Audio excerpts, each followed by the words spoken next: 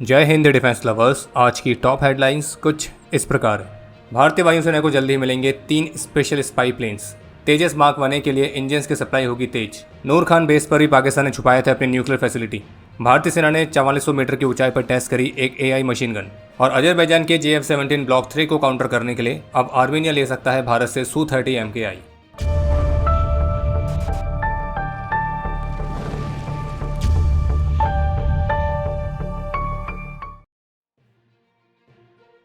ANI की latest report के मुताबिक भारतीय रक्षा मंत्रालय भारतीय वायुसेना के लिए 3 एडवांस आई स्टार एयरक्राफ्ट यानी कि इंटेलिजेंस, सर्विलियंस, टारगेट एक्विजिशन और रिकॉनेसेंस एयरक्राफ्ट वाली परियोजना को आगे बढ़ाने के लिए तैयार है।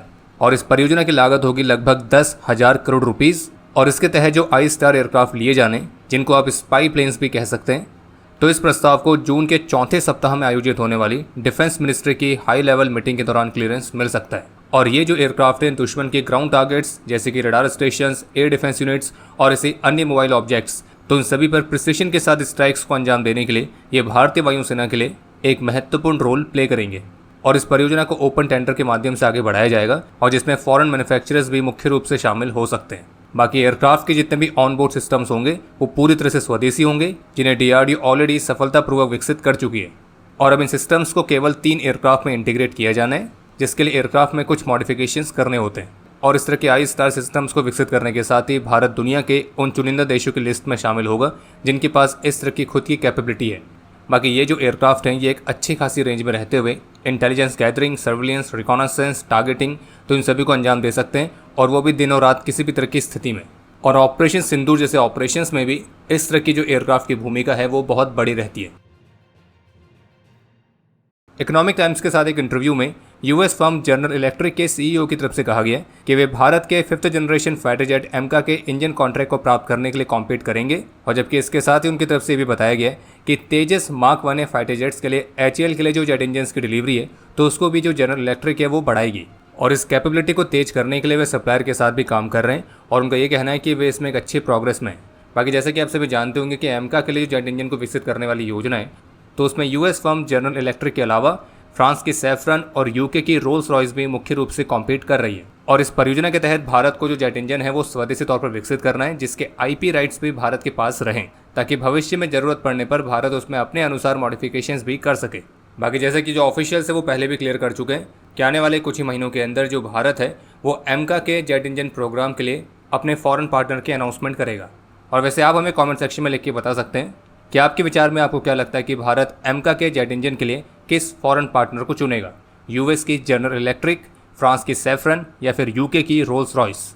इसके अलावा एक और महत्वपूर्ण अपडेट है कि ऑपरेशन सिंदूर के दौरान भारतीय सेना के ऑपरेशंस के DG रहे लेफ्टिनेंट जनरल राजीव घई को deputy chief of army staff strategy में प्रमोट किया गया है।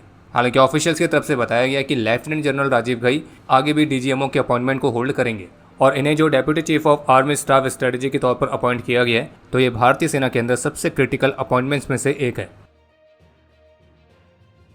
आप सभी को ध्यान होगा कि ऑपरेशन सिंदूर के बाद जो किराना हिल्स है वो काफ़ी चर्चा में आया था, क्योंकि ऐसा माना जा रहा था कि भारत ने अपनी जवाबी कार्रवाई में किराना हिल्स को भी टारगेट किया था, जिसे पाकिस्तान की न्यूक्लियर स्टोरेज फैसिलिटी भी माना जाता है। हालांकि वो बात अलग है कि भारत ने ऑफिशियली किराना हिल्स वाली स्ट्राइक से इनकार किया था और पाकिस्तान की तरफ से भी इस पर कोई कमेंट नहीं आया था। लेकिन जो वीडियो सामने आई थी वो काफ़ी कुछ अलग तरह की कहानी भी बयां करती है। Thank you for telling us that Kirana Hill houses some nuclear installation. We did not know about it. Okay. And we've not hit Kirana Hills, whatever is there. Okay. I did not brief in my briefing yesterday. Thank you. फिर उसके बाद radiation leakage वाली reports और उस site पर US team के मौजूद होने की रिपोर्ट्स तो ये भी सामने आई थी, जिनको हमने डिफेंस अपडेट में कवर किया था। लेकिन अभी हाल ही में द रौनक पॉडकास्ट के साथ आर्मेनिया, सूडान और पोलैंड में भारत के राजदूत रहे श्री दीपक वोहरा जी ने काफ़ी कुछ बड़े खुलासे किए हैं, जिसमें उनका यह कहना था कि पाकिस्तान ने अपने नूर खान बेस में यूरेनियम एनरिचमेंट मशीन को भी छुपा के रखा हुआ था और इस मशीन को ऑपरेटिंग कंडीशन में रखने के लिए उन्होंने वहाँ पे सिविल न्यूक्लियर रिएक्टर भी बनाया था। और जहाँ तक आप सभी इस बात से अवेयर होंगे कि भारत और पाकिस्तान के बीच एक एग्रीमेंट है और जिसके तहत वो हर नए साल के पहले दिन एक दूसरे के साथ अपनी सिविल न्यूक्लियर फैसिलिटीज़ की लिस्ट शेयर करते हैं, ताकि अगर दोनों देशों के बीच किसी भी तरह कोई कॉन्फ्लिक्ट हो तो हम एक दूसरे की सिविल न्यूक्लियर फैसिलिटीज़ को टारगेट नहीं करेंगे। और यहाँ पर सिविल न्यूक्लियर फैसिलिटीज़ की बात की जा रही है, ना कि न्यूक्लियर वेपन्स की। लेकिन पाकिस्तान ने ये बात छुपाई है कि उसने नूर खान बेस में भी सिविल न्यूक्लियर रिएक्टर लगाया है। और चूंकि भारत को इसके बारे में जानकारी भी नहीं थी, और इसलिए जब भारत ने नूर खान बेस पर स्ट्राइक करी थी तो उससे उनके जो सिविल न्यूक्लियर रिएक्टर है वो भी डैमेज हुआ था और उससे रेडिएशन लीक हुआ था। और फिर उस रेडिएशन को कंट्रोल करने के लिए इजिप्ट से बोरॉन कार्बाइड भी लाया गया था। अमेरिका की टीम भी वहाँ गई थी और टर्की के जहाज भी वहाँ देखे गए थे, और संभावित रूप से अमेरिका की टीम वहाँ पे जो एनरिच्ड यूरेनियम था तो उसको लेने गई थी। और दीपक बोहरा जी का क्लेम ये भी है कि भारत के इस नूर खान बेस वाली स्ट्राइक पर वहाँ जो पाकिस्तान के 100 लोग काम कर रहे थे तो वो भी वहीं मलबे के नीचे दबे हैं, और चूंकि वहाँ पे रेडिएशन भी फैला हुआ है तो वहाँ पे अब कोई जा भी नहीं सकता है। और अगर आपको ध्यान होगा तो कुछ ही दिनों पहले हमने एक रिपोर्ट कवर करी थी और जिसमें पाकिस्तान के ही कुछ जाने माने व्यक्तियों ने क्लेम किया था कि जो नूर खान बेस है तो उससे अमेरिका ने अपने कंट्रोल में ले लिया है और वहाँ पे पाकिस्तानी ऑफिशियल्स तक को जाने की अनुमति नहीं है। और अब कुछ ऐसे रूमर भी चल रहे हैं कि अमेरिका द्वारा इस नूर खान बेस को कंट्रोल में लिए जाने के कारण ये भी है कि इस बेस पर अमेरिका के भी कुछ वेपन्स स्टोर थे। हालांकि इन्हें हम फिलहाल अभी रूमर ही कहेंगे क्योंकि इसके ऐसे स्ट्रॉन्ग एविडेंस देखने को नहीं मिले, लेकिन अगर आप सारे इंसिडेंट्स को कनेक्ट करेंगे तो कहीं ना कहीं ये जो रूमर है ये सच होते हुए भी दिखते हैं। और बाकी नूर खान बेस वाले खुलासे के बाद अब आप ये भी कह सकते हैं कि भारत ने सच में पाकिस्तान के इस नूर खान बेस का पूरा नूर ही गायब कर दिया था। और ये एक बहुत बड़ा कारण हो सकता है कि पाकिस्तान के साथ साथ अमेरिका को भी चाहिए था कि ये जल्द से जल्द सीज फायर हो जाए, क्योंकि अगर भारत नहीं रुका तो हो सकता है कि इस रीजन में अमेरिका का सबसे बड़ा एसेट जो कि पाकिस्तानी है वो शायद हमेशा के लिए ही गायब हो जाए। अभी हाल ही में 4400 मीटर्स की ऊंचाई पर भारत में स्वदेशी तौर पर डिजाइन और डेवलप किए गए AI driven autonomous lethal weapon system के फील्ड इवैल्यूएशन ट्रायल्स कंडक्ट किए गए थे।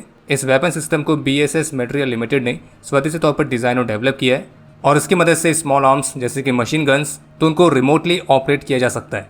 और इसके जो टेस्ट कंडक्ट किए गए थे तो उस दौरान भी 7.62 × 51 mm की नेगेव लाइट मशीन गन इस्तेमाल की गई थी। और ये एक तरह का AI ड्रिवन सिस्टम है जिसकी मदद से ये दुश्मन टारगेट्स को खुद ही डिटेक्ट करके ऑटोनॉमसली उन पर फायर कर सकता है।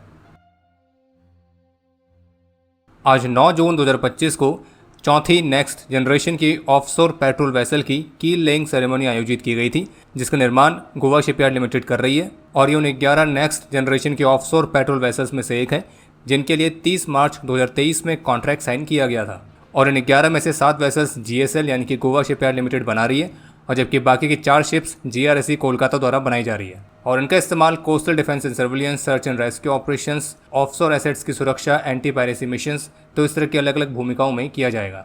इसके अलावा एक अपडेट यह है जैसे कि अभी हाल ही में पाकिस्तान गवर्नमेंट ने अजरबैजान के साथ 40 JF-17 फाइटर जेट्स की डील की बात करी थी। तो अब इसी बीच फोर्ब्स के साथ बातचीत में रेन नेटवर्क में एनालिसिस डायरेक्टर का ये मानना है कि आर्मेनिया अजरबैजान की इस कैपेबिलिटी को काउंटर करने के लिए भारत में बनने वाले Su-30 MKI फाइटर्स को खरीदने पर विचार कर सकता है, जो कि इस रीजन में एयर पावर के बैलेंस को ही पूरी तरह से चेंज कर देगा, क्योंकि Su-30 MKI फाइटर्स की कैपेबिलिटी से हर कोई अच्छी तरह से वाकिफ है। हालांकि फ्रांस ने भी अपने रफाल फाइटर्स आर्मेनिया को ऑफर कर रखे हैं, लेकिन रफाल फाइटर्स की जो कॉस्ट है वो आर्मेनिया के लिए एक बड़ी चिंता का विषय है और इसलिए जो आर्मेनिया है वो भारत में मैन्युफैक्चर होने वाले Su-30 MKI फाइटर्स को ले सकता है, जो कि उससे काफ़ी कॉस्ट इफेक्टिव पड़ सकते हैं, खास करके इंडियन वेपन्स के साथ। और जैसे कि आर्मेनिया ऑलरेडी कई अलग अलग इंडियन वेपन्स का इस्तेमाल कर रहा है और जो कि आर्मेनिया के काफ़ी काम भी आए हैं। बाकी अब समय है आज के इतिहास का। आज ही के दिन 1996 में जम्मू कश्मीर में एक ऑपरेशन के दौरान अपने अदम्य साहस और वीरता का परिचय देते हुए मेजर विकास यादव वीर गति को प्राप्त हुए थे और इन्हें मरणोपरांत सेना मेडल से सम्मानित किया गया। आज ही के दिन 1999 में कारगिल में अपने अदम्य साहस और वीरता का परिचय देते हुए कैप्टन अमोल कालिया वीर गति को प्राप्त हुए थे और इन्हें मरणोपरांत वीर चक्र से सम्मानित किया गया। आज ही का वो दिन है जब पाकिस्तानियों ने हमारे 6 वीरों के पार्थिव शरीर को शत विशत हालत में हमें सौंपा था और हमारे उन वीरों के नाम हैं कैप्टन सौरभ कालिया, सिपाही मूला राम, सिपाही अर्जुन राम, सिपाही बनवारी लाल, सिपाही भिका राम और सिपाही नरेश सिंह। और आपके लिए आज का प्रश्न है कि कारगिल वॉर के समय भारतीय नौसेना का जो ऑपरेशन था उसका नाम क्या था। और अब समय है आज के टॉप 3 कमेंट्स का, जो ये रहे आपकी स्क्रीन पर।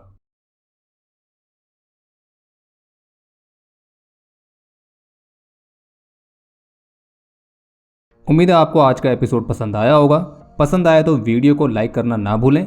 आपके कोई भी सुझाव या सवाल हो तो उसके लिए कमेंट सेक्शन ओपन है। और अगर आप डिफेंस रिलेटेड और भी एक्सक्लूसिव कंटेंट में दिलचस्पी रखते हैं तो आज ही प्ले स्टोर से डिफेंस स्क्वाड की सुपर ऐप को डाउनलोड करना ना भूलें। और अगर आप चैनल पर पहली बार आए हैं तो squadron.in पे जाके हमारे नए डिज़ाइंस को भी चेकआउट जरूर करें। बाकी जल्द मिलेंगे नए एपिसोड के साथ। तब तक के लिए जय हिंद, जय भारत।